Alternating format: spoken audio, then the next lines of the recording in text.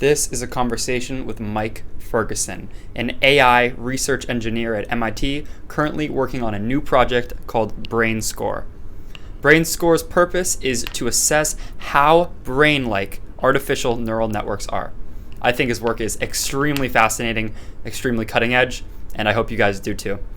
This conversation was amazing to me. I really appreciate it. Mike, if you're listening, thank you.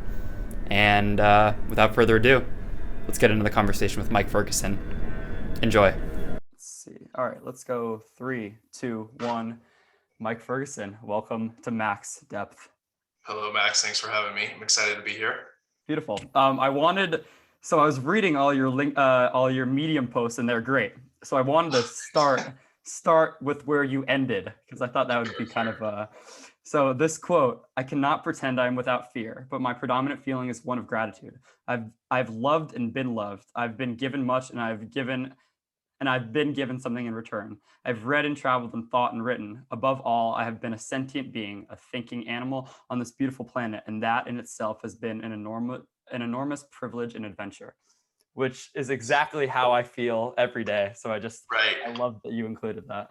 Yeah, thanks for reminding me of that quote, because I was bogged down in some PyTorch stuff and I kind of forgot, and now I feel better because I heard that quote again. But yeah, I think Oliver Sacks, man, is really kind of that romantic view of science that him and other people like Carl Sagan and Neil deGrasse Tyson kind of have, and I really ascribe to it. I think I get kind of lost in the bigger picture sometimes, and I just kind of think about our place in the universe and everything, and I am just happy to be here. Honestly, I think that's been my life philosophy, is just kind of, in the past few years at least, is just kind of happy to be here. So I definitely can relate. But yeah, thanks for showing me that, because I feel my day's been improved.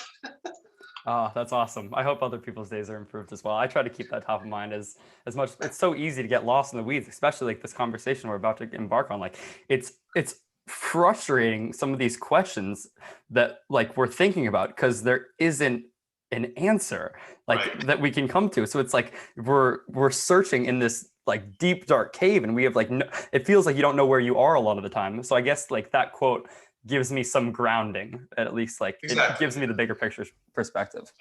Exactly. Yeah. And so I haven't, it's been a while since I posted on Medium, because we've had some stuff take off with the BrainScore platform and everything that I work on. So I've been neglectful in those duties, but I should definitely get back up to the Medium posts, because they were my favorite part. I really like doing them. Yeah, they were super insightful. And so those 5 posts that I read were kind of a synopsis of the course that you taught at UVA. Yes. Yes. So that was exactly the course. So I had 14 lectures there once a week, and I taught it for 3 semesters. I think it was spring 2020, fall 2020, and then spring 2021. I'm trying to remember.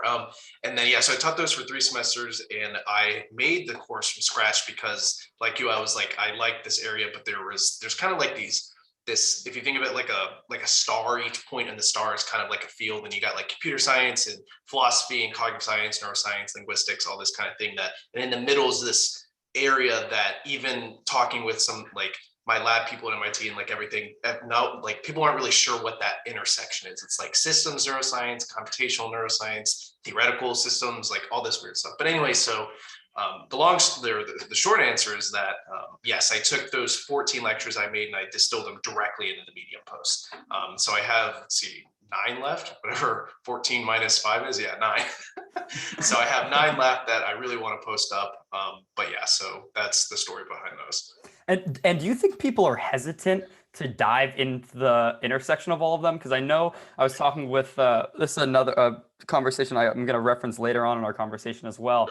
I was talking with a professor from Harvard, and he's working at the Salk Institute. He's a biophysicist, and we were talking about the silos within science, and how a lot of people, it's there are positive and negatives. It's a great way to allocate funds, whatever, and organize. Right. But it's if we're trying to understand say the fundamental nature of reality, that's not going to come from a single approach. It's going to come from taking every answer, or every answer we can come from as many perspectives as possible, and kind of meshing them all into one. Yeah, no, definitely. And I think I still feel that every day. I ask the grad students in our lab and some of the postdocs, hey, this, there's so much I would say the 50% of the work is computer science. What we do in 50% is on the modeling side is neuroscience. And so it's like, are you a neuroscientist or a computer scientist? Well, it's like, yes. And it's like, Yes. there is, because you kind of have to pull from both. And it's been really intimidating for me because I came from more of a CS background, and I've had to learn like the neuroscience versus, the cognitive science of stuff, like spike patterns and all that fun stuff. But yeah, I think the future belongs to people that can be interdisciplinary. Being able to pull from different fields, I think, is an advantage. I might be biased because that's what I did, but I'd like to rationalize my education that way. Wow, I relate to that a lot. Yeah. I relate to that too much. I hope that's the case as well, that I'm not just lying to myself. No, I think there's a lot of value in, like I said, being able to pull from fields. And I think, like, especially for grad school and stuff like that, like in the future, I think a lot of just the admissions for like MIT ECS and Stanford CS department it's so oversaturated. I think it's a good way to like distinguish yourself and everything. But yeah, there's so many good different like overlaps with computer science. Like I said, you could literally just put them up on a dartboard and throw a dart and say, I want to combine, let's see, finance and CS, and let's see what happens. Like, there's so many good ways to go about it. But yeah, I totally agree. Beautiful. Kind of transitioning. Could we start? I don't know if this is a good place to start, but let's do it anyways. Go for it. The Chinese room argument. Right. Yeah. Could we start there? Good stuff. Yeah. So it's been a hot moment since I've done some of the philosophy stuff. So what I remember, the central takeaway is that like a computer, a Turing machine, as defined in the Chinese room, as Searle defined it, is never going to be capable of semantic understanding, right? You can never get, and it gets into more like, I remember my philosophy, my professor's going to yell at me for like being imprecise with my words, but the main takeaway, like I said, is that semantics cannot arise from syntax, right? You can't just shuffle around symbols and get meaning, whatever meaning is. And I think it's a powerful argument, but I feel less like existentialist. Like, I don't have as much existentialist anxiety about it after I got to MIT and I started looking into kind of like what top AIs are doing. I feel like if you look at it came out to be like 80% of what I thought about, like, oh my God, I have all this anxiety about, semantics and syntax. It's probably shrunk. Like, I don't feel as like anxious about it as I did, but I still think it's a powerful argument. Does that make sense, or am I ranting? No, it does make sense. But I'm just wondering what at MIT, what about these new models took away some of the anxiety? I think it's more that the goal has changed in my mind. I think the goal before I had this abstract notion when I was like a second, third year, fourth year in undergrad of wanting to make this AGI, right? And I still do, but I think I didn't really know how to go about that, and I still don't. But I think the path has been illuminated a little more, and I think I'm going to like promote the BrainScore platform because I think it's really cool, and that's my main job. That's why I wanted to work on it. But it is a very empirical way to validate just how brain-like a neural network is. And I think it's very, very, very cool. And so I think my attention has been refocused from the philosophical, like banging my head against the wall because there's no answer, to the actual empirical, like what can I actually submit and get a number to and see like that side. So I guess it's kind of shifted from the philosophical to the scientific, if that makes sense. And I think it's just a product of the environment. I've tried to pick the minds of my lab mates, and it's fairly entertaining because they don't really like touching the philosophy of like consciousness with a stick. Like, they wouldn't touch it with a 10-yard stick because it's just like it's been banished from the realm of science. And I don't really agree with that. Which is such a shame.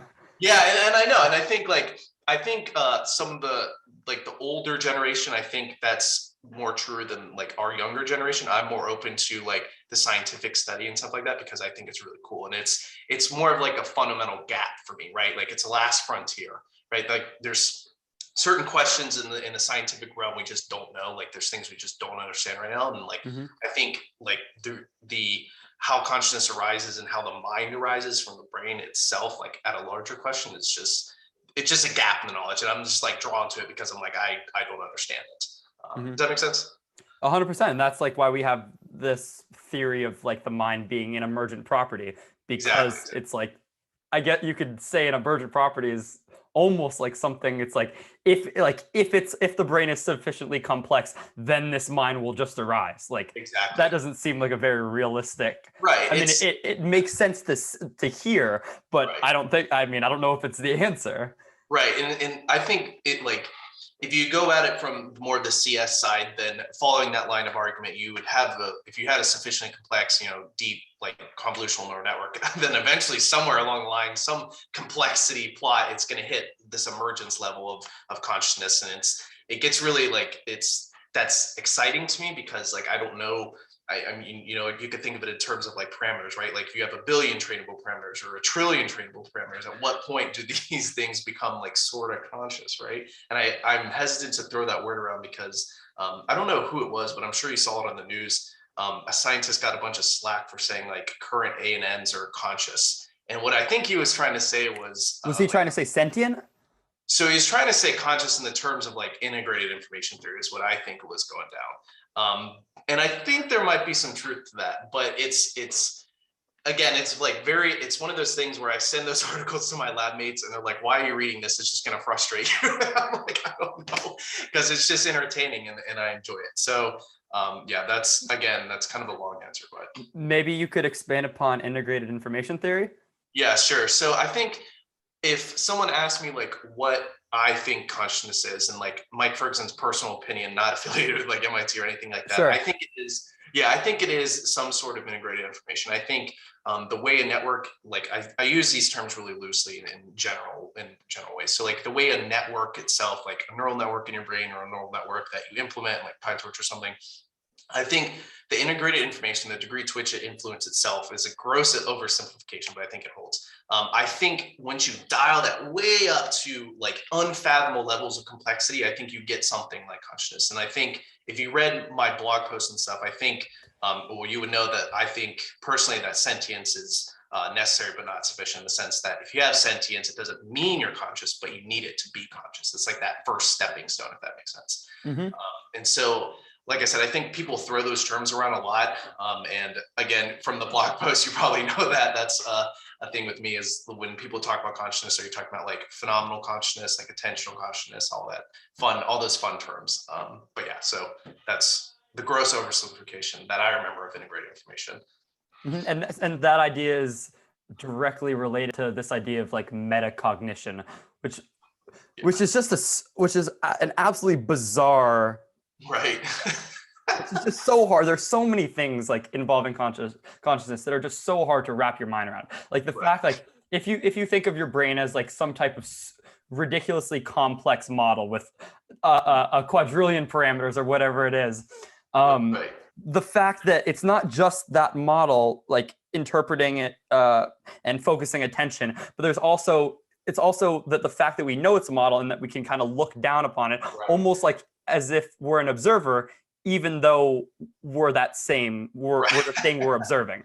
Right. It gets really tricky. And I think I remember in philosophy, that's kind of related to like Daniel Dennett's form, or I guess concept of intentionality, like this observer observing this observer, and you get this recursive like loop.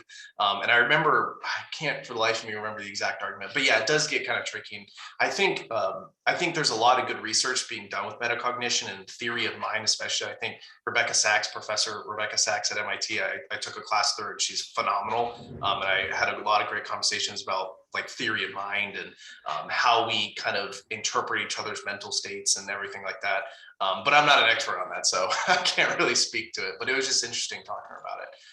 But yeah, it gets kind of mind-boggling because not only like am I talking to you, but I'm aware of the fact that I'm talking to you, and then I'm aware of the fact that I'm aware of it, and then you just get this endless infinite loop here, and it's really confusing. Yeah, it's like the turtles all the way down argument. Right. What's at the very bottom?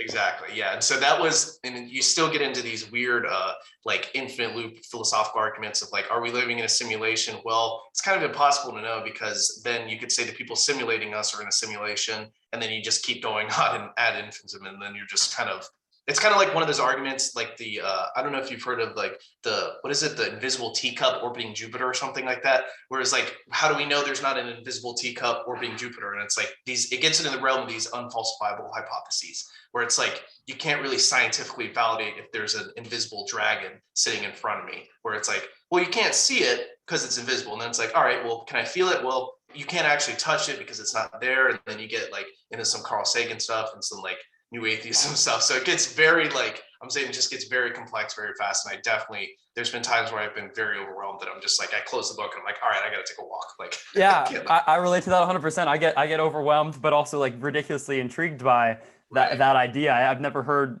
anyone like make that same argument. It's like right. like I don't know if I still believe this. I'm like going back in my head if this is still like what I think it is, but something like that there's like a true external reality that we don't have like real like full access to. Like we're limited by like our five senses, our ability to interpret and represent and make sense of those. Fuck, I'm so sorry. I need to go let someone in.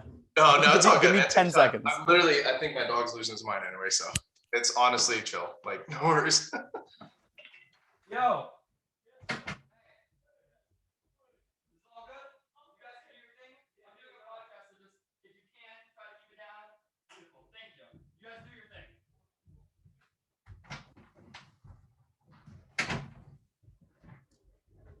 Roommates, man. People are putting in new countertops. Oh no. Oh, yes. Okay. So it's like the thing I'm like say like, so I was like super interested in string theory for a while. This idea that like like that the math works in like 11 or 26 dimensions, and that these are dimensions around us or looped within themselves that we just like can't see, but they're like all in front of us that we just don't have access to. And I was like super enamored by that idea. It's just so romantic to me. And like I wrote this whole book about this kid who like goes insane, like That's thinking awesome. like just becoming obsessed with the idea that there's like a world right in front of him that he doesn't have access to. And he's like, what the fuck? How is everyone else walking around normally when like the world we're interacting with isn't the real world? Right. It sounds like, have you read Flatland, like the 2D or Flatland? Yeah, exactly. Yeah. Like it's the level below. It's like 2D Right. creatures interacting with like a 3D world. Exactly. So it's like when like a ball crosses into Flatland, they only see a circle and they don't see the fact that it's a ball. Exactly. Yeah, I think there's actually a lot of cool books that I don't know if you've heard of or even read that kind of go down that route. Off the top of my head, the Gödel Escher Bach, the original like 700-page book. It's called Gödel Escher Bach, The Eternal Golden Braid, and it's really cool, and I think you would really like it. Because it goes into it's kind of famous that was like his first nonfiction book he wrote, and he won like a Pulitzer Prize for it. But yeah, so he gets into like recursion and consciousness and all this crazy stuff, and it's really cool. The second one's a fiction author, I think. Luis Borges, like yeah, he's an Argentinian poet. Yeah, Aleph and other stories and everything. Yeah, that gets into Aleph. Yeah, the Aleph. It's a short story, but there's a book that's kind of like his compilation of best works, and it totally melted my mind when I read it. Nice. But yeah, it's definitely, I get that a lot. And I think what's grounded me from going down this existential loop, I think like the first time it really hit me was when I was a second year. I had taken like symbolic logic for the first time, and like I learned, like implications and all that fun stuff, like discrete math. It was part of my discrete math course. And I got really deep into like the nature of like empiricalism and science and stuff. And I think, like I said, what's really grounded me from going down that rabbit hole of like existential dread is kind of taking the scientific like mindset of, okay, what is empirically testable? What can we actually do here to like try to make a dent in this? And I think it hit me again when I got into the superintelligence stuff. And I think it's on this is part of the class. I haven't written an article about it, but there's always a philosophical argument of like a superintelligence that's greatly smarter than us could eventually discover theories that totally rewrite all of our like fundamental theories, because we just don't understand them, right? Like we're limited by our hardware in some degree. So there's, I think, a lot of cool philosophy of superintelligence there too. And Nick Bostrom's book, Superintelligence, gets really into it. I think you would like that too. I literally took that entire half of the course probably from that book. So, but yeah, I definitely understand that, and I can relate.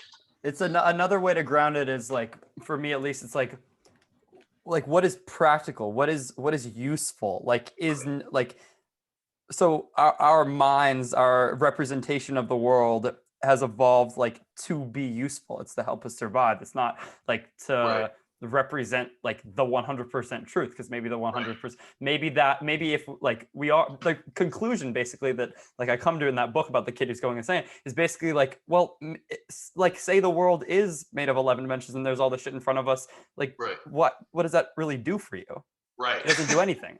It just like, it just makes you go insane and feel like you're separate from everyone else, because they're interacting with this whole this thing that you know is something else. It doesn't do, there's no utility in it.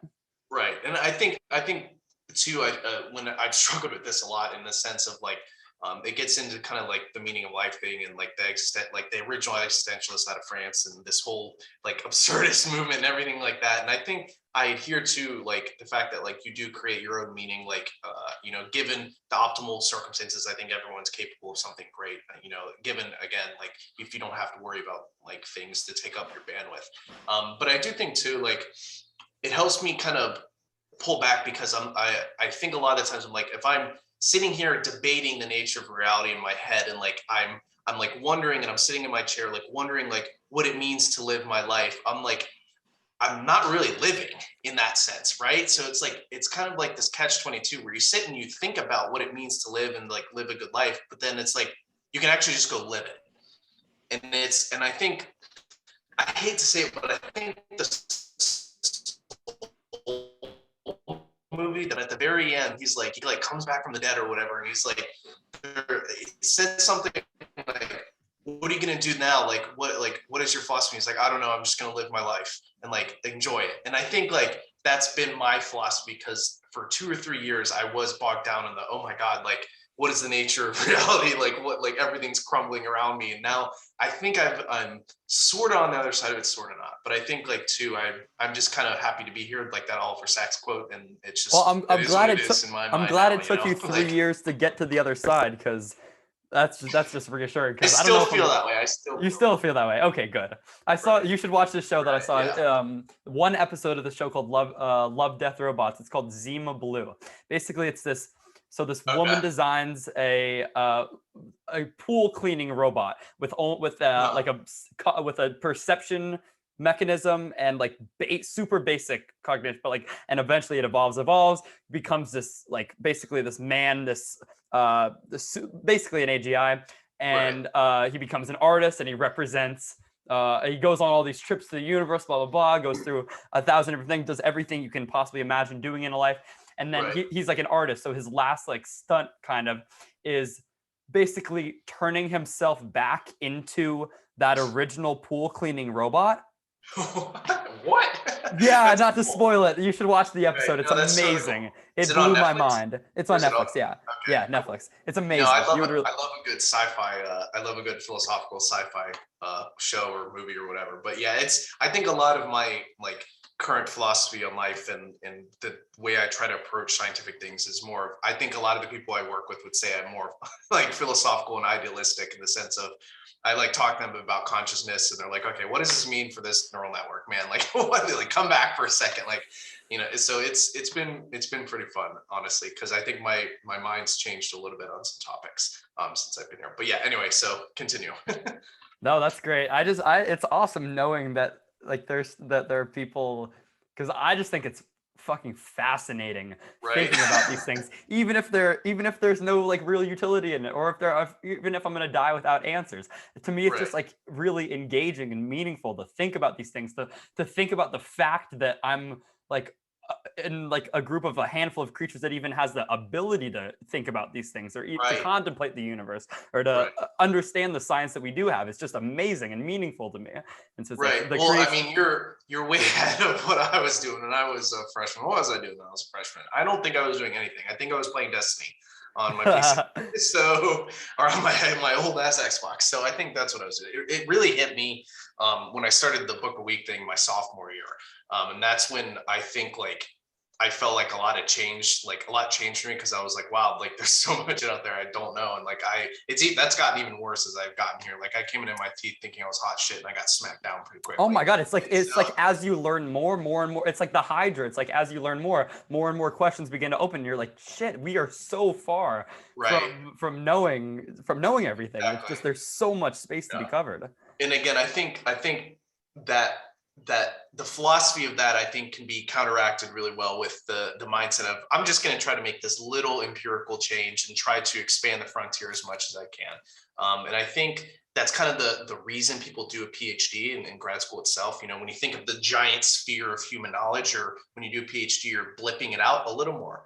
And to you, like, that's your entire world, and like you're the expert in that one topic. But you're you're contributing to the wealth of human knowledge. And I think that's very like cool, and I think that's very noble. Which is why I want to go to grad school eventually, just in a few years, not now. Oh yeah. Yeah. When you were doing the book a week, I don't know how far how many books have you read, like doing, or is there So like I'm a rough still doing estimate? it. Yeah. I'm on. It's been 3 years, so I think I'm on 166, a little over 3 years. I started in September of 2018, so yeah, it's been almost 3.5 years actually. And have Jeez, those been like, what's the breakdown? Have they been like a lot of like literature? Have they been like nonfiction, like right. cognitive science related? Or are they like what kind of stuff have you been consuming? Right. I think a little bit of everything. I think my main focus has been kind of nonfiction, because I think the secret is just to like read about stuff you like, right? Like I have these weird niche interests where I'm like, cool, like it has nothing to do with CS or cog sci, but I still like learning about it. And then I think a large majority of those nonfiction books, probably 60-70%, have been something related to this, like philosophy, AI, something like that. I try to stay away from the really dense stuff because I just like I don't really enjoy reading like just really dense things like Kant or anything like that. I could not, like, Jesus Christ. But the other stuff, I tried to read a lot of the classics that I enjoyed. Like I really got into Ernest Hemingway because I just liked the way he wrote, and I liked the kind of the like simplistic, like simple syntax and stuff that he employed.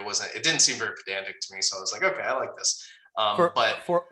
For Whom the Bell Tolls is my 4th favorite book. Yeah, exactly. So that, and oh my God, I cannot think of the titles right now. For Whom the Bell Tolls was actually his first book that I read, and it just the way it ends, yeah, it's so good. It's so good. Yeah, so those are some of my favorite books. But I think like I read a lot of Carl Sagan because I've been really like influenced by his philosophy, and I think like scientifically he's been probably my biggest idol, because like I just really enjoy, like, there's quotes that he has that just kind of knocks me on my ass, because I'm like, oh my God, like the first time I read the pale blue dot kind of speech, it was pretty incredible. But yeah, so I've tried to, in fact, he actually said something like, if you read a book a week for your entire life, you would read about 5,000 books. And he's like, there's millions of books that have been written. It's like, how do you choose of that, million, those 5,000 you want to read? And it's like, the trick is to knowing which ones. And like, I have no freaking clue. So I just read, like, I literally Googled like Amazon, 100 books to read in a lifetime. And I'm like, all right, which ones are less than 400 pages?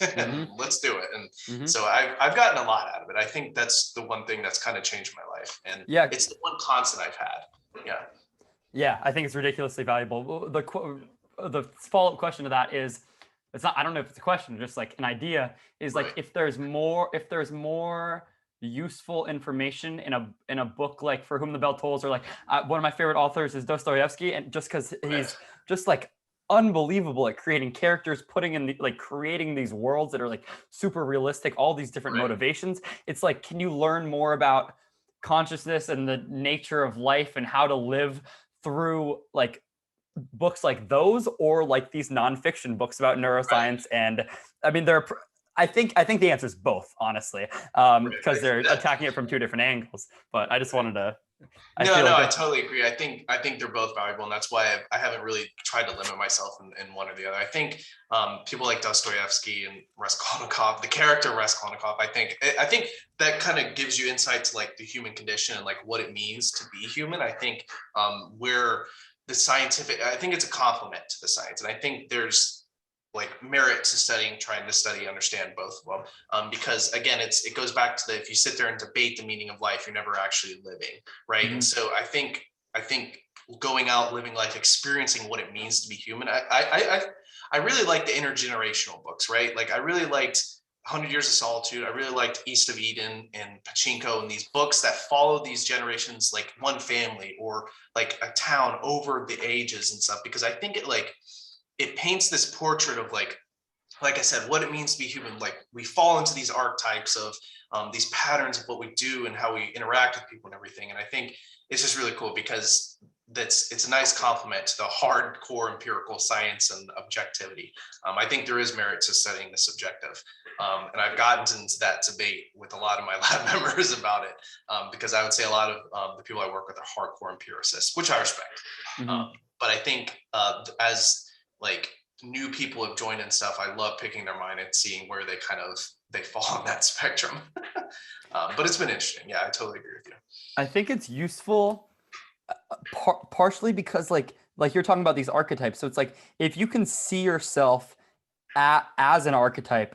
So like one thing I like to do is like imagine myself as the hero, as like the hero that's confronting the unknowns of the world. It makes me feel like I'm a part of like the deep tradition. Like I'm not like the first person going after this. There's like other people that have done this all before, that they're kind of like rules the world, and that I'm also like that, like fitting into that role, like it like kind of immediately gives your life meaning, because you're like, oh, I'm on this journey, like I'm moving towards something, even if the thing you're moving towards is like a pot of gold defended by the dragon, like whatever it is in your head. Like almost you could say that's like the highest thing you can aim at, that is like almost inarticulatable. Like you don't really know what you're heading towards. You just know you're going somewhere, and like you're making all these steps around the way. Like it immediately gives your life some meaning, which I think is like ridiculously important, and it has helped me a ton.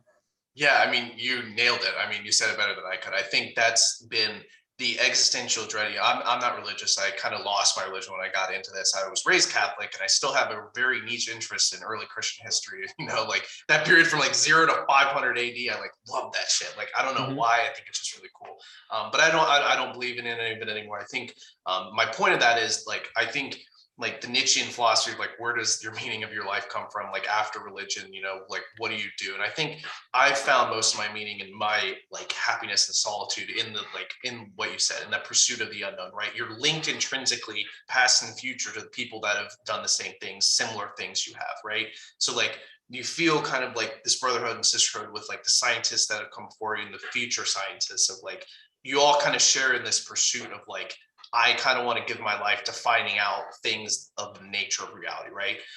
And there was I think Thich Nhat Hanh, I cannot pronounce his name, the Vietnamese monk. He said something that in a book that I really remember. It was like a Zen thing, a Zen Buddhist thing, and it was like I sit in this seat, like I sit under this tree.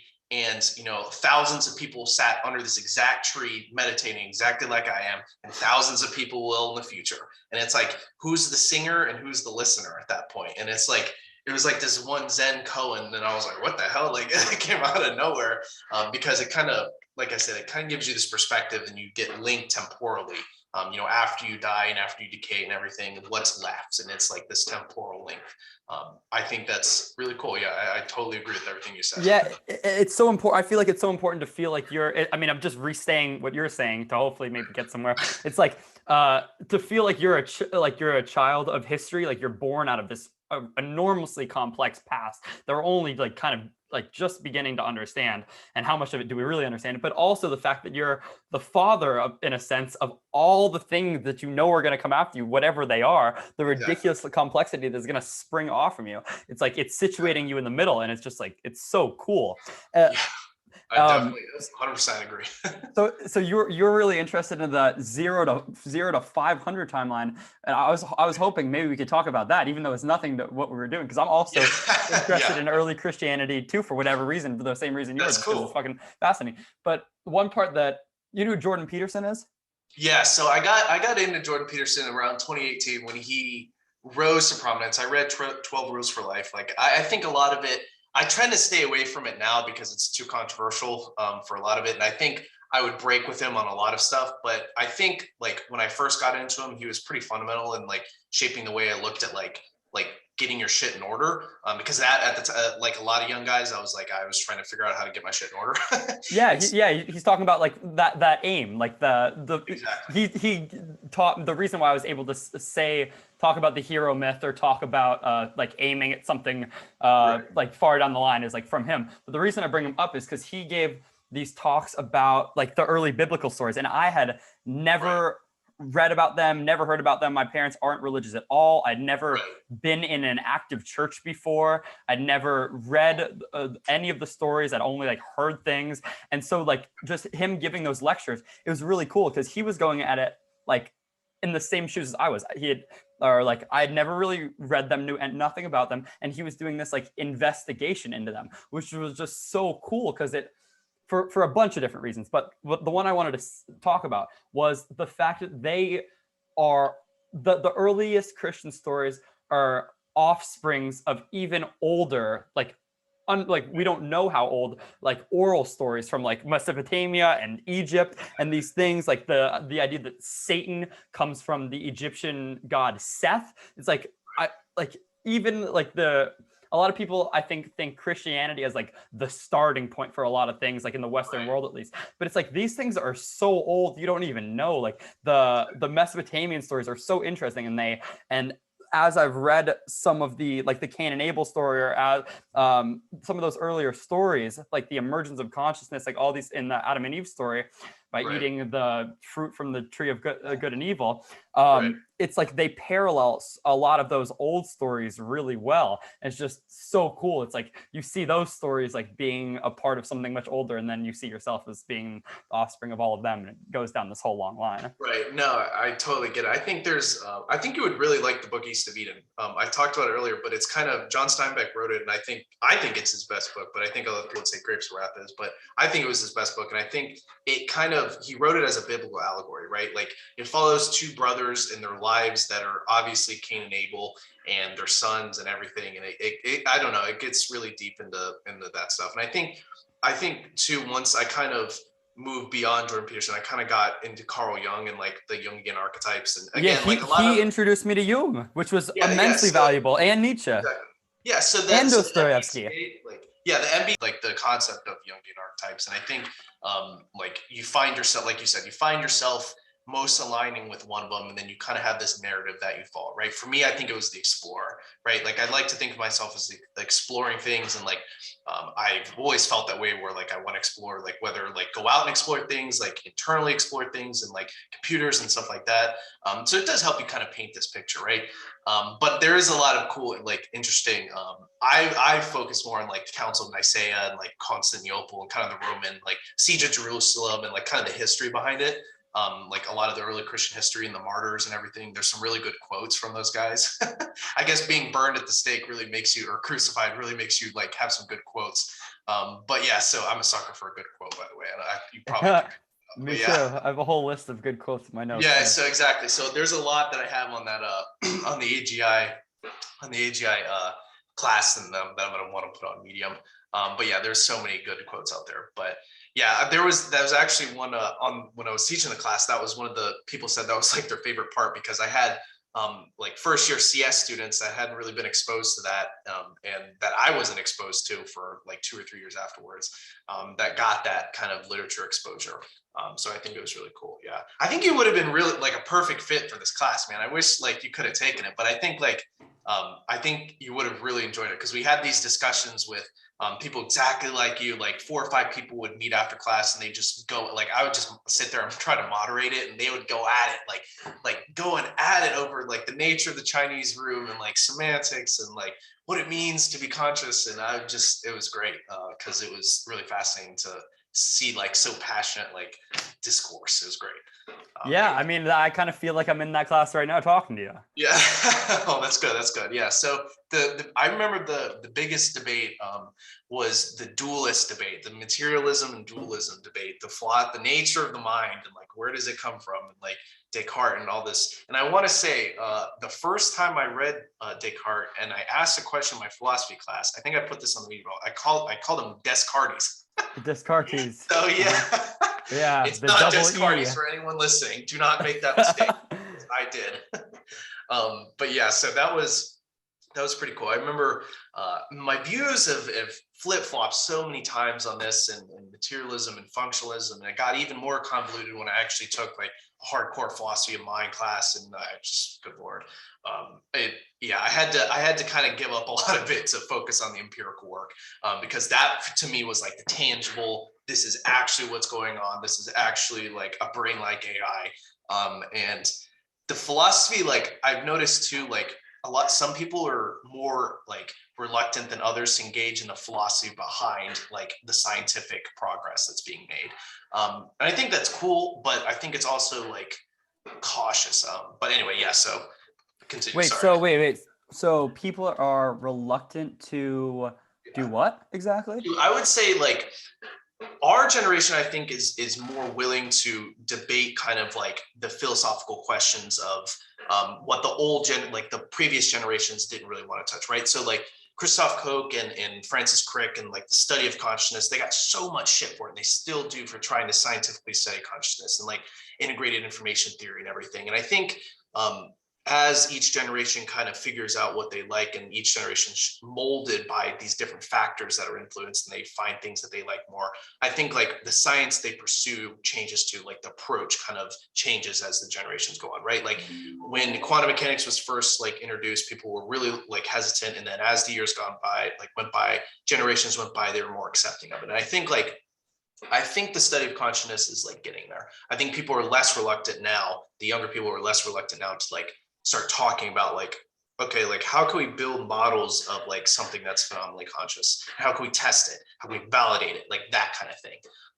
So yeah, I think it's very like, it's still a lot in the works. But yeah, does that make sense? 100%. Everything we talk about, there's so many different things that you could branch to. It's like, so one thing in my favorite Dostoevsky book is The Brothers Karamazov. I listened to it on Audible, and I've listened to it like 8 times over. I just think it's so good. And one of the things I think one line is like, the young kids now, this is what, 1860 or whenever it was written, the young kids nowadays are only, all the boys in Russia are only involved in thinking about the eternal questions. So it's like there's this flip-flop between generations, between like being really enamored and interested by these eternal questions, and then like we think of like our parents' generations, or like the generation above them, like grandparents, being like super like pragmatic and just like work is the only thing, like got to get that dollar, something like whatever that is, without being too cringy. And it's just like cool seeing that, which I think is another reason why those books, like I haven't read East of Eden, but I started 100 Years of Solitude, and I'm an idiot for not finishing, but I want to. I think you would really like it. So interesting. I started listening to it. And I feel kind of fortunate that I'm in a place like in my life and I'm safe and I can pursue these questions, because I think a lot of it, if that was, indeed true, and our grandparents couldn't like explore what they wanted to because they had to focus on working and stuff like that. I think I just feel very fortunate to be able to like explore these questions and like think about it and have the time to, I don't have to go fight off Vladimir Putin in Ukraine. I can sit here in Massachusetts and look up stuff, So I think like it has given me a lot of perspective in the sense that I feel very fortunate to be here. But I think too, like each generation has like these big questions that they're enamored by. And I think specifically with consciousness and like stuff like that, I think we're shaped a lot by the sci-fi of our time, right? So Black Mirror has been a big one for us. And so I think our generation's more focused on like AI biases and like the questions of narrow AI of like directly impacting your life, right? Like if I send my resume in and I have one word over another word, I'm like 90% more likely to get the job. And so it's like, or if you include the word Harvard or the name Harvard in like white ink, so they can't see it, but the computer scans for it, so it sends it right in. Exactly. It's frustrating. And I think Black Mirror has illuminated a lot of these concrete issues for our generation. I think that's why it shaped my philosophy a lot too. I think Black Mirror, I think Twilight Zone, the original Twilight Zone did too, because I still watch the Twilight Zone. I love it. Like I grew up watching it with my mom, and like I still, like her and I would still watch it. So it's great. But I think like if you've watched it, we talk a lot about some of the issues that they directly talk about in Black Mirror. We talk about it in our class because these questions are still very relevant. But yeah, I think, anyway, sorry. You would really like the show Love, Death, Robots. Right. I've actually heard of it, and I haven't watched it yet. It deals with a lot. It's similar to Black Mirror, but shorter episodes, and they tackle the same philosophical implications of advancing models and better and better artificial intelligence. Right. I think the biggest one I remember caused a lot of controversy in our class was the San Junipero episode of Black Mirror. Was that the one?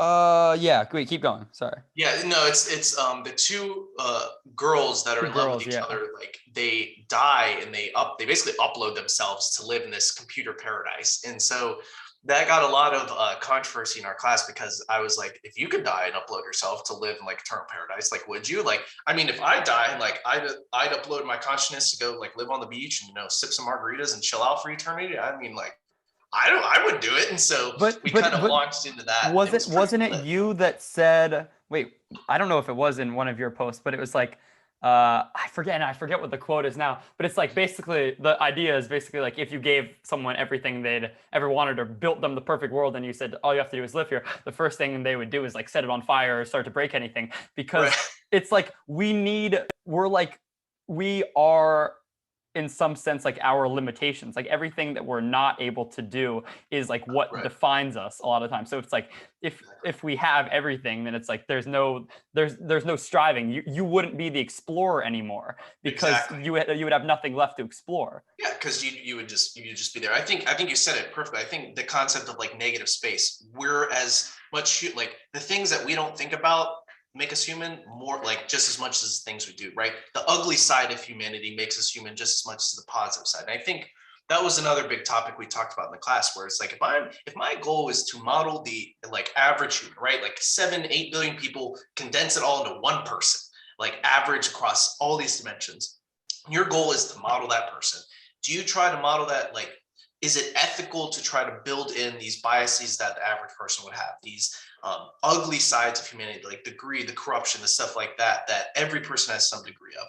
Is it even ethical to build that into like an AI, like if you were to simulate and stuff like that? That was pretty split too, man. I think the class, I feel like a lot of these issues now that I remember were pretty split. They inspired some pretty heavy debate. And I just like stoking the fire because it was fun listening to the students kind of go at it. But yeah, so 100%. It's like built into us is this idea of like self-preservation and self-interest above everything. Right. It's like, do we want to build a model that is self-interested above everything? Because like if we're trying to say that we're trying to completely replicate our brain in a computer, right? Like, I mean, again, it's so easy to get lost in the weeds here, so I'm going to try not to. But it's like what's our goal in trying to build artificial general intelligence? Is it just because we find it interesting? Is there? I mean, I know there's so many steps. Like we're really nowhere close, I don't think. But it's just like what goal are we trying to do? Like what's the purpose of all of this? Like you got to think about those things like at the very onset, and I feel like define them clearly to not let. Because we're talking, and I'm in a cyborg anthropology class right now. We're talking about like different algorithms and general intelligence, and it's like just setting those goals really clearly for them, and building them into like their very core. I feel like would limit them from doing the bad things that people think about, like with the existential threats of AI. Right. I think that's a whole field. I think it's called, the official name is the value alignment problem, and that's literally the UVA had a Rhodes Scholar. Her name was Avital Balwit, that gave a guest lecture on that. And she's at Oxford right now doing her master's, obviously, for the Rhodes Scholarship. But she gave a lectureship for my class on that exact topic. And she's working with Nick Bostrom at the Future Humanity Institute on that exact topic. But I think scaling, like what you're talking about, is the larger goal of something, like I said, like BrainScore, where the BrainScore's goal is to model like the ventral visual system as well as possible, right? The mammalian ventral visual system. So how, like core object recognition, like when I look at you, I see you, and like I see all the things in the background and stuff like that. So it's like how, like what is the best model of that? And like I said, you can submit a neural network and you can get an exact number. So that's exactly quantifying the behavior, like the neural benchmarks, like how well do you match neural responses in your network, and the behavioral benchmarks. And so the question is, what's the goal of it, right?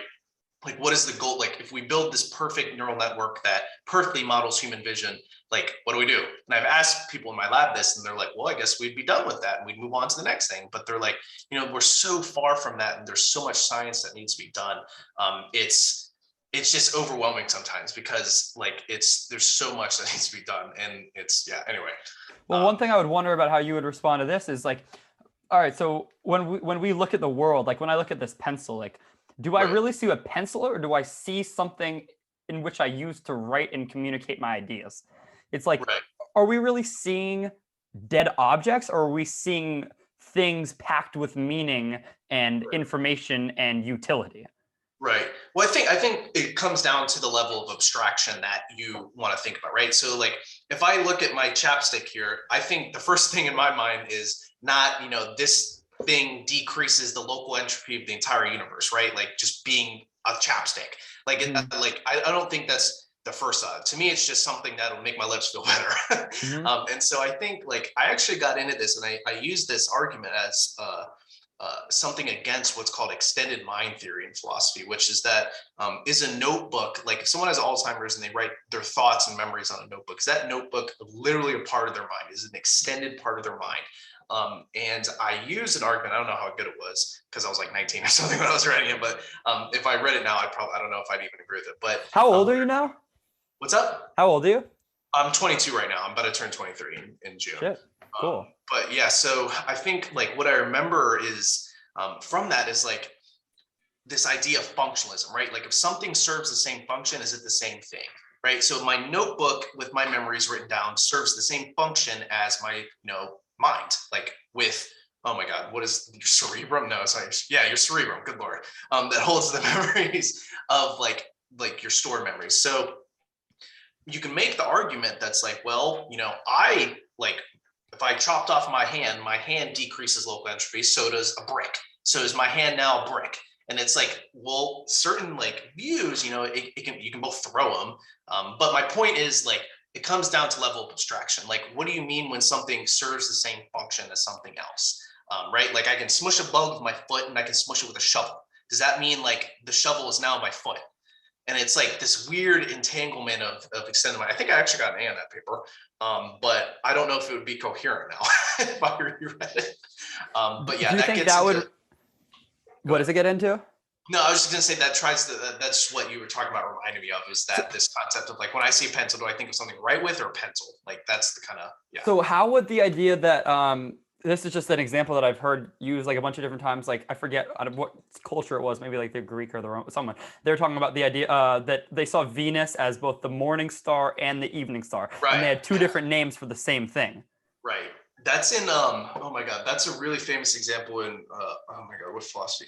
I remember reading about that in a philosophy book, and yeah, it's the same. So it gets into like questions of like numerical identity versus the other one. I don't remember the other one. But yeah, so what is it like? And the reason functionalism is such a thorn in the side of like computational like philosophy kind of thing is like it doesn't, like it's unclear what it even means to like it gets in the back of the Chinese room argument, right? Like if I can do the same operations as a human in a black box, like am I a human? Like because I can do the same thing, then human in the sense of like conscious, like that kind of thing. But it gets really into it, and I don't like. I think, to be honest, I think the answer is going to come down to like empirical validation versus like philosophical, fancy philosophical arguments, because I think it's hard to argue with like numbers. And if you present numbers like this neural network matches, 90% of what a human would do, then it's like, well, I mean, you need to start considering like this thing might actually be sort of human-like at that point. We're nowhere near that, by the way, but like our best models are like 45, maybe 50% of the human data, or the monkey data actually. But at that point, like I've asked people in my lab this, like at that point, like if we hit a brain score of like 0.98, like what does that actually mean?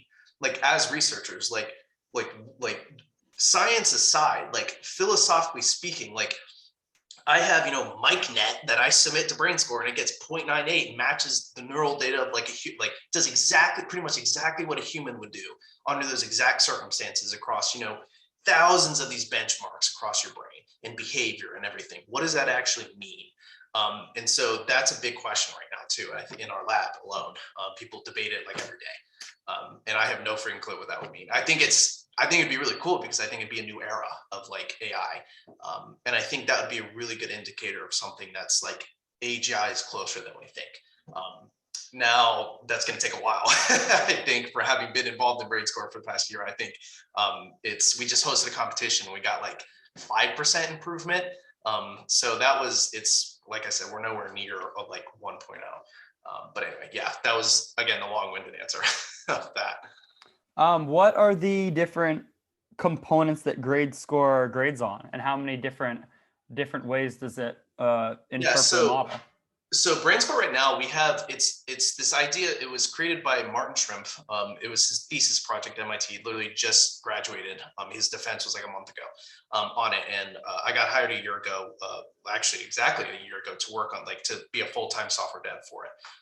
And so the philosophy is that you take we have neural benchmarks, which are actual probes that people stick into macaque monkeys and get the neural spiking data from. So you show a monkey, a picture of another monkey, and neuron A spikes this much, and neuron B spikes this much, and you conglomerate those, and so you have neural data.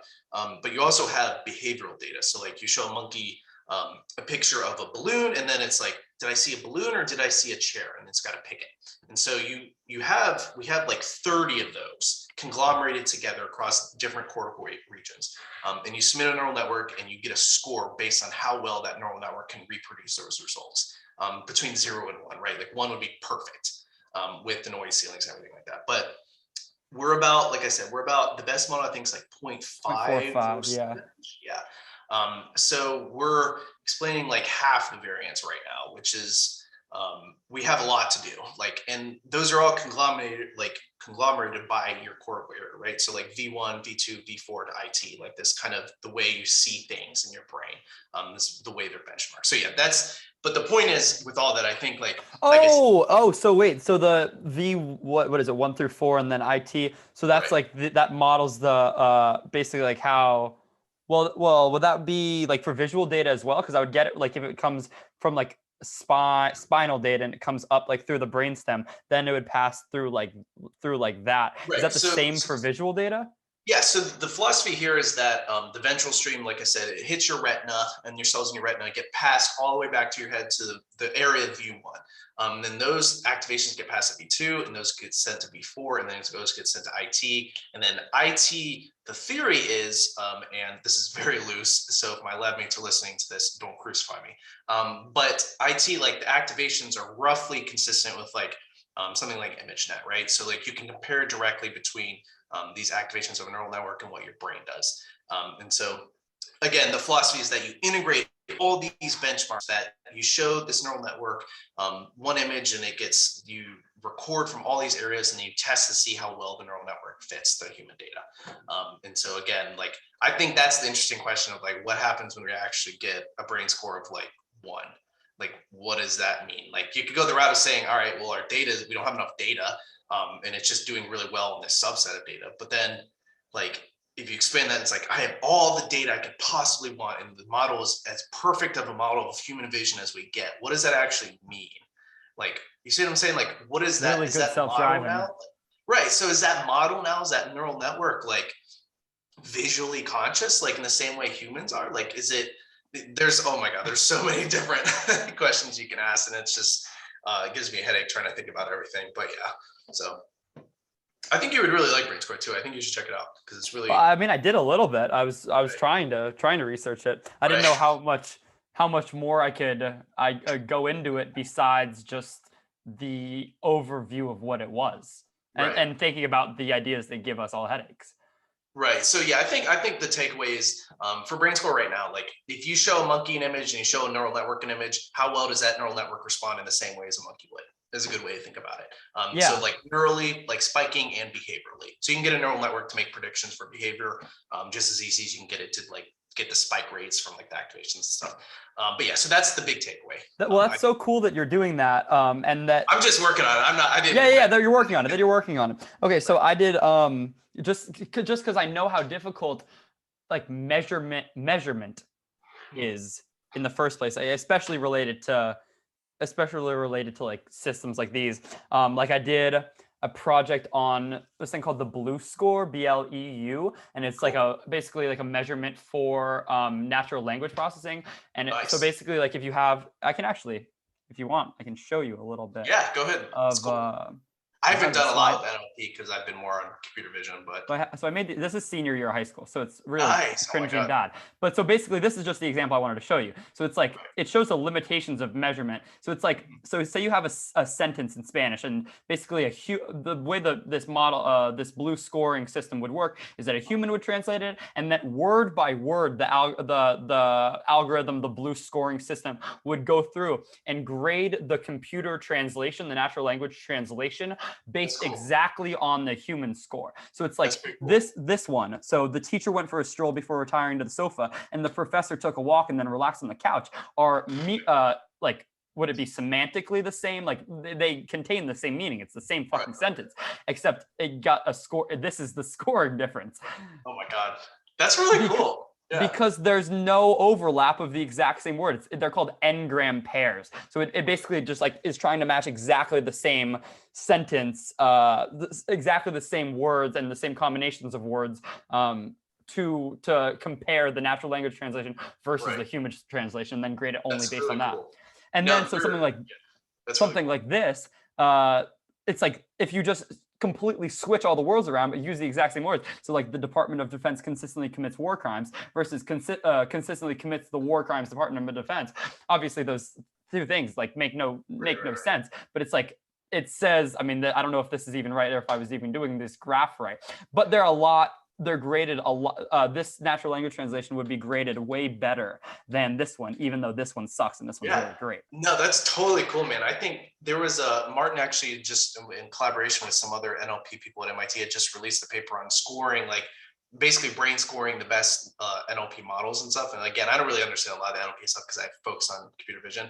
But you're like light years ahead of where I was when I was a senior. What, it was 17 in high school, like senior year. So what was I doing? I think I was. It's just fucking interesting. It's so interesting.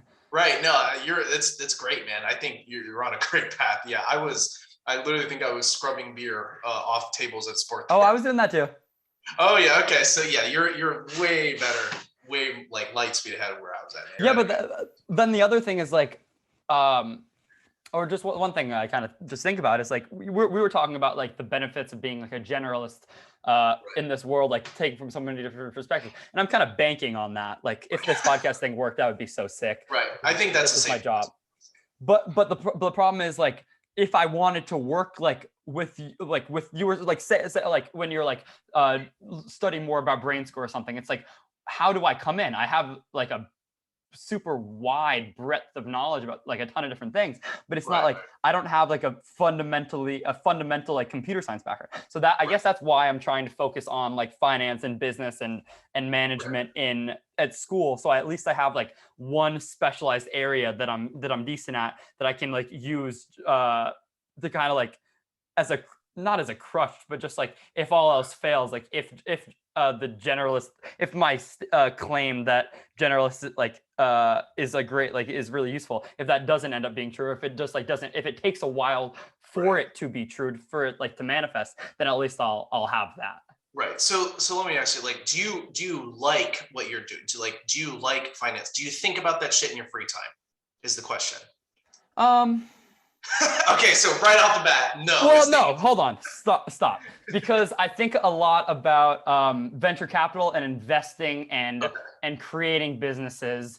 I'm just much more people centric, people oriented, and which is like super useful for entrepreneurship, working with teams, like venture capital investing. Like it's a huge part about just like being able to like envision like if this product is really solving a problem, if the market for this product is big enough, if it's solving a big enough problem, if the team is right to be tackling this problem, if the team all works really well together.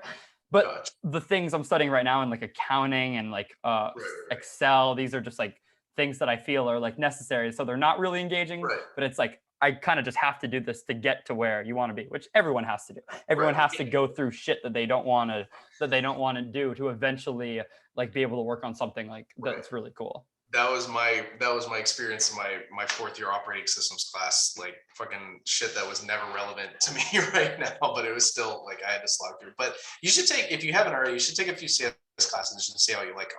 I'm assuming you have programming experience because you created those beautiful graphs. So a little bit. I think that was just Google Sheets or something. Right. But I've taken 2 Python courses, and it's like, I don't know what it is. It isn't. Maybe I just haven't spent enough time really Right. thinking about programming. Like some of my friends are, and it's just it like at this point it just hasn't stuck with me. Like I Yeah, haven't like I get it. gotten it conceptually. So I feel like I'm kind of like, I don't know. I feel I get it. I want to keep doing them. It's just like it's really hard. Even like the intro classes that I took. So it's like Right. maybe I just need to do more, like study it more, like study harder. I mean, it kicked my ass consistently for for 4 years. So I think I had never made like anything below like an A in high school. Like, and then I finally got like my first freaking like college exam. I literally got like a D plus on it. I was like, well, this is different. So Yeah. it's pretty intense. But I think too, I think the investment of being a generalist over super specialized is a good investment. And unless you want to do like a PhD, that's like the nature of a PhD, right? Is like you're specializing in something very specific.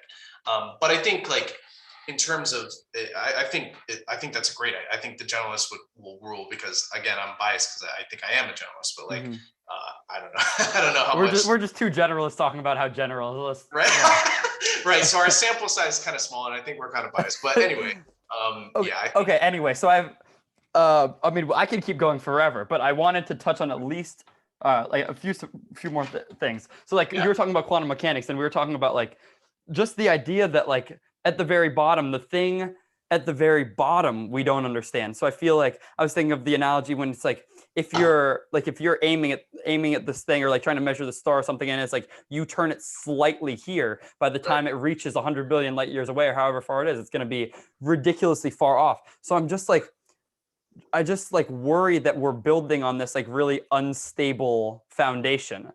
Mhm. And I mean, obviously that's like an existential like anxiety No, thing like that, yeah. but it's just like I think it's a useful thing to think about. No, I get it. I think again, it hit me. What you're talking about kind of hit me the like the hardest when again I was talking about like super intelligent stuff and like there could be like there could be a super intelligence that is just so exponentially smarter than us that like it just completely invalidates our best theories because we just don't understand the best of them, right? Like it's it's hard to imagine that. Like, I mean, it's hard to imagine that actually happening, but it's easy to think about, right? Like in theory, like that could happen, but it would in practice, like it would be really hard. And to be honest, I don't remember how I got out of that hole. I think I just kind of moved on to the next thing because I was just like it was too painful to think about, and I was like, well, because it kind of got into the nihilism of like, why am I even doing science then if like this whole thing could be invalidated by something way smarter than me later on? And I think like the answer to it now is still going back to what we talked about earlier, right? Like I think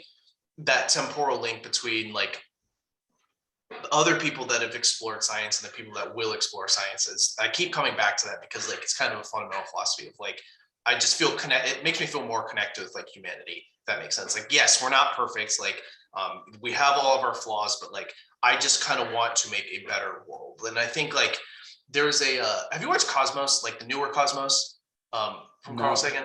But No, there, okay, I don't so really know much about Carl Sagan I think you at would. all. I think if you get into him, I think it's gonna be really cool for you because a lot of the stuff you're talking about, it's gonna he wrote about a lot of the struggles you're talking about and like how they've overcome it and stuff like that. And he died like when he was 50. It's kind of sucks. But there's a quote at the end where he's talking about like this. He recorded it in like the 70s and they dubbed it over into a newer episode in like 2018 or something.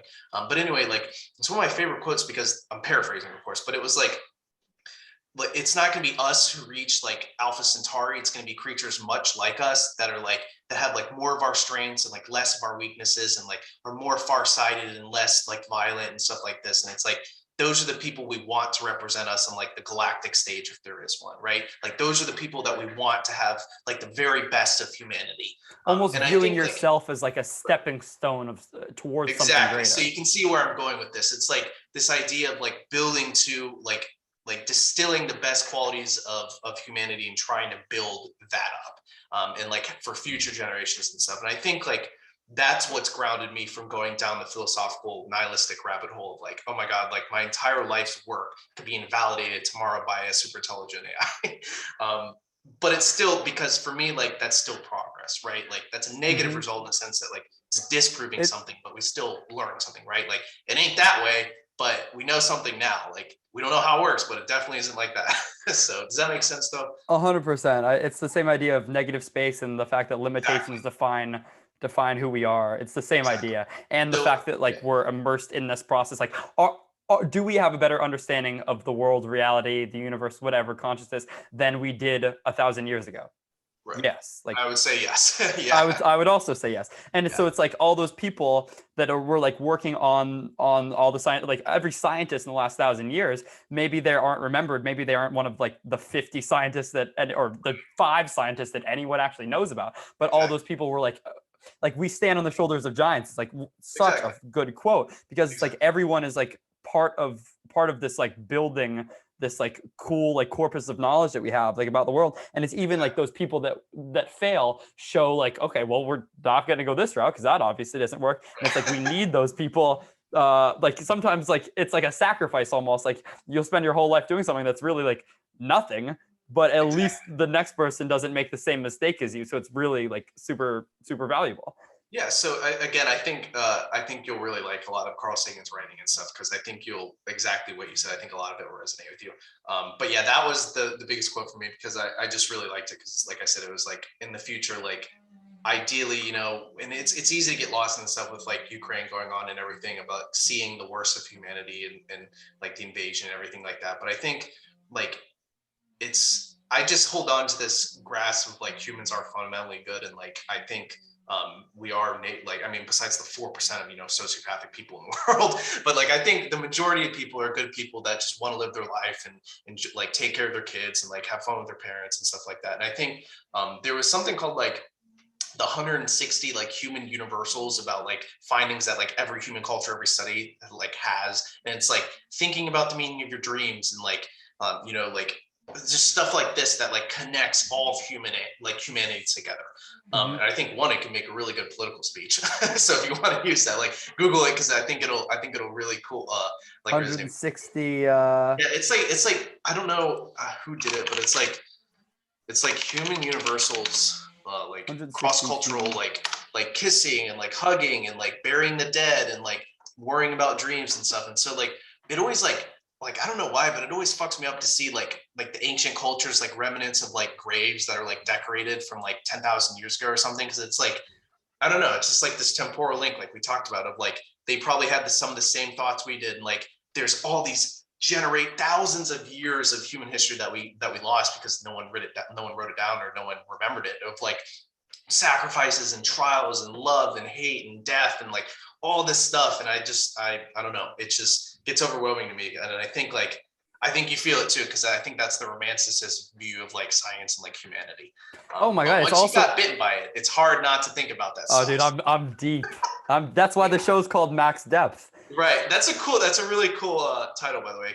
I thought when I originally heard it, I was thinking of like recursion and like max depth of like trees and stuff. I thought it was really cool. So yeah, I get it. I mean, we're deep. We're deep. I'm already deep in this, so I don't know. Hopefully I come out the other side, or maybe not. Maybe I'm better off deeper. Right. Well, I think if you haven't already, I think you're going to come to a point where it's like, do I want to adopt this nihilistic mindset, or do I want to adopt like this existentialist mindset of like, when I say existentialist, I'm thinking of like the actual like French like existentialist of like you create your own meaning, and like even the absurdist movement kind of thing. Yeah. So, I mean, I definitely think like that idea that like, I mean, like religion is just like a really difficult topic to talk about like in any like coherent way or a short amount of time or whatever. But it's like if you go on that like 2 paragraphs in Nietzsche where he's like talking about God is dead, and then he's like, holy shit guys, God is dead. We have a big problem here. We don't have anything to unify us or provide meaning in life.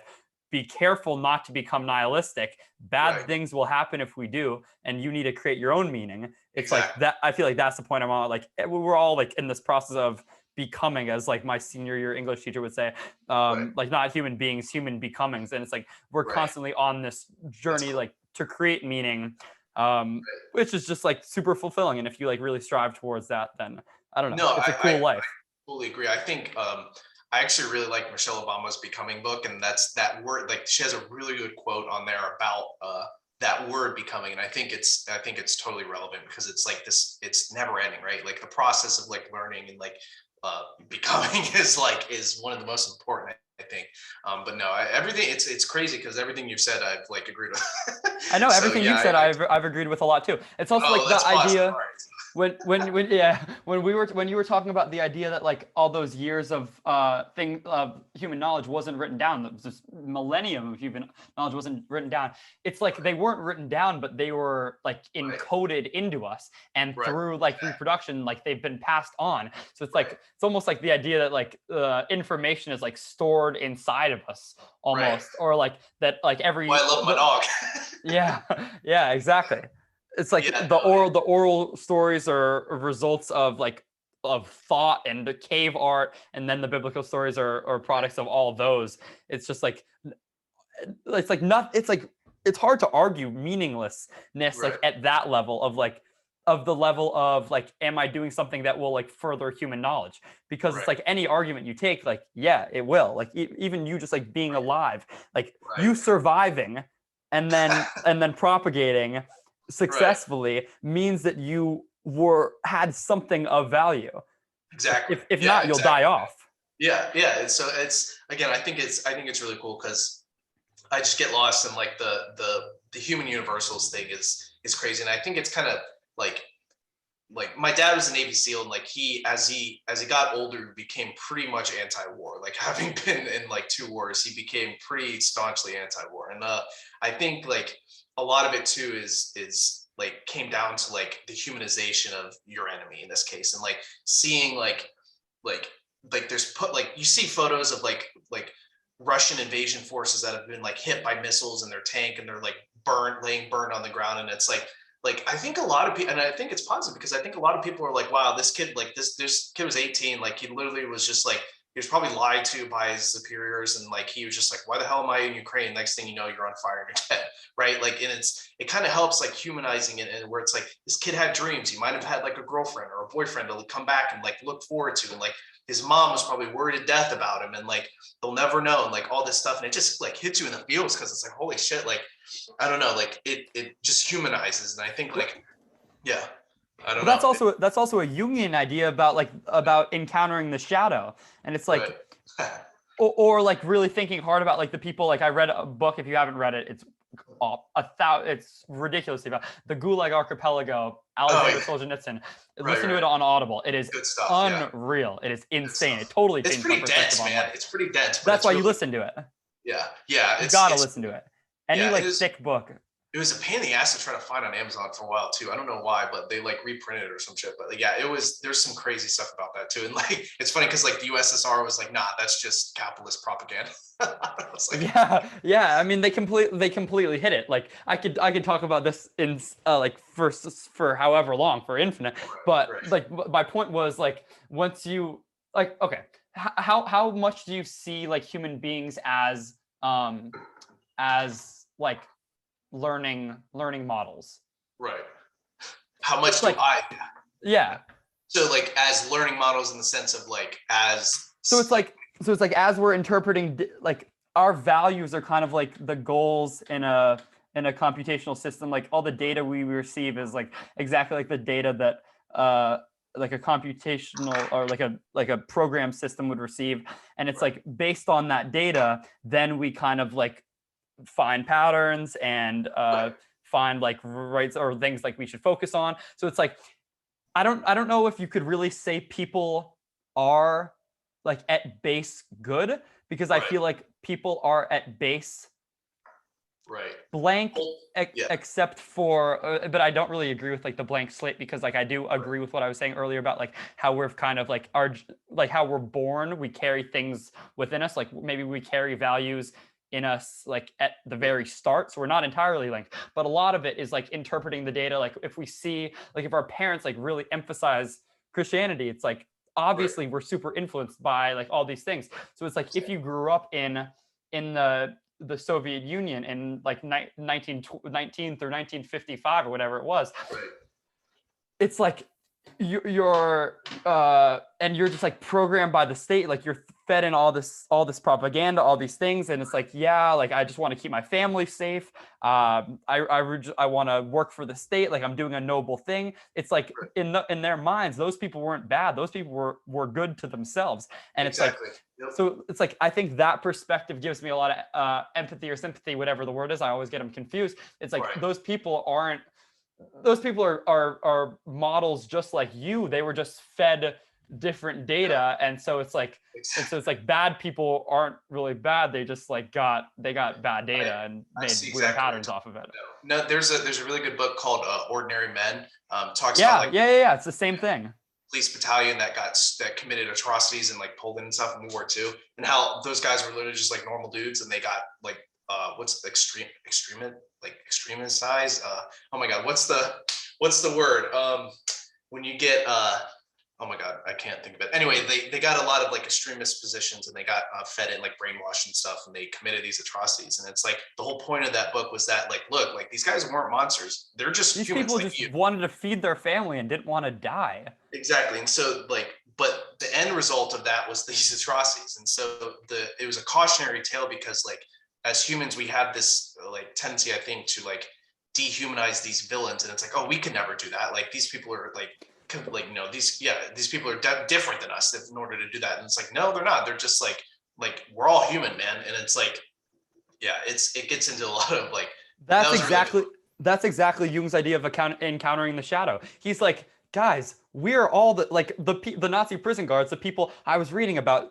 Remind me about like encountering the shadow, because I'll probably lose it. But like I was reading about these guys in Japan who it's just more examples of human insanity and just like brutality that if you looked on the outside just makes no sense. They're doing scientific experiments, like injecting people with different bloods into each other. They're like cutting off limbs and attaching them to the other side. They're putting people in centrifuges and like spinning them around and until like their heads burst. Like they're injecting people with diseases, like all these fucked up, insane things. It's like, but maybe those guys were like, those guys were just scientists like working for the state under orders. Like maybe there was one guy that was a psychopath and he was the one giving orders, but a lot of times it's just like top-down control. They're just trying to feed their families, or they're just scientists going on this journey of exploring, and the people that they've been told are absolutely worthless. They don't even have a consciousness. They're not even real people. They're untouchables. So it's like you can do whatever they want to them, and they're worthless. So it's like, yeah. Yeah, and I think there's that's just the quintessential like the Ordinary Men book. And I think I think going back to what we were talking about before, I think it's easy to get lost in the bad like news and stuff. And I've literally tried to like make my news feed more positive, because like I like I said, I think it's because of the romantic view of like science and stuff. And I think like that Carl Sagan quote just sticks with me, right? Like I think like the people that if we colonize the solar system and stuff like that, and we reach out, hopefully we don't nuke ourselves, before then. If we do that and stuff, those people through evolution and stuff and everything, we're going to have to be like better humans, because if we're even any like percent more violent or anything like that, we're just going to annihilate ourselves. And I think so it's refreshing to think about like those future generations and stuff, like thousands of years from now, again, if we're still alive, like what they will be like, and trying to be like a better human. I think like it's been a ride. Like it's just, I don't know, like it kind of like fucks me up a little bit, because I'm like, damn, like anyway. It's like seeing that. I mean, I don't know if this is like what you were going with, but it's like knowing that you have all that, like knowing that you have the capability to do all those things those people did. It's like wow, like I'm kind of a sick fuck, but it's like I'm doing pretty well. But it's to quote Kanye, but it's also like you can use that as like you have so much capacity inside yourself, not to get too lofty, but like there's so much unrealized potential in yourself that you aren't using. It's just like unreal. Like no matter who you are, no matter what you're doing, no matter how hard you're working, no matter how many like Peterson talks about this idea, he's just the one that introduced me to this idea. Like when you're placed into a new environment, new neural circuits form to encounter like new stimulus, to like we're really good at adapting. So it's like we have so much potential in ourselves. Like we're these ridiculous creatures that are able like to do so much. Like we just have like a lot trapped inside of ourselves. And I think in realizing how much bad we can do, or even how much good we can do, it just like it makes it more meaningful. It gives us more self-confidence. No, yeah, I think there's a lot of I think what you're talking about was the Solzhenitsyn quote where it's like the line is thin that runs through your heart of like good and evil is thin or something. I think that was the paraphrase quote. Yeah, the line between good and evil runs through the heart of every man. Yeah, something it's like that. Thicker than most people think. Yeah, there's a lot of I need to get these Medium articles out because there's a lot of good quotes that I have on there that like oh dude talk about like power and stuff. It's well, I mean I got this one pulled up, but I think it's gonna limit me. Oh yeah, that's kind of annoying. So why is there a deadline? So Max Tegmark, I haven't met personally, and like I haven't really talked to, but I think I actually put on the syllabus. And I think the point of that quote was just kind of to say that like a lot of these questions about consciousness are going to have to be solved. Like we can't like empirically, right? Like these are like the Black Mirror philosophy of like some of this shit's going to start impacting people. And like I think like that was kind of the point of that. Oh, the implications as a deadline. Right, not in the literal sense like there's a deadline next week to solve the question of consciousness, that kind of thing. Yeah. Sure. But yeah, so I have to run now at 2:30 because I have to hop in another meeting, Max. But man, it's been a pleasure. I've really enjoyed talking to you. Yeah, hopefully we can stay connected somehow. Oh, yeah, definitely. Yeah, okay, definitely. Great. I need to write these other articles. So. Okay, cool. Well, let's stay connected, and maybe I was planning on posting this on maybe doing like a little post on LinkedIn, and maybe if you could like repost and share with your next network. Sure, definitely. Awesome. I can. Cool. I'll reach back out in a little bit, and thank you so much. I really appreciate it. Have a good one. Good luck. Bye. Thank you. Bye.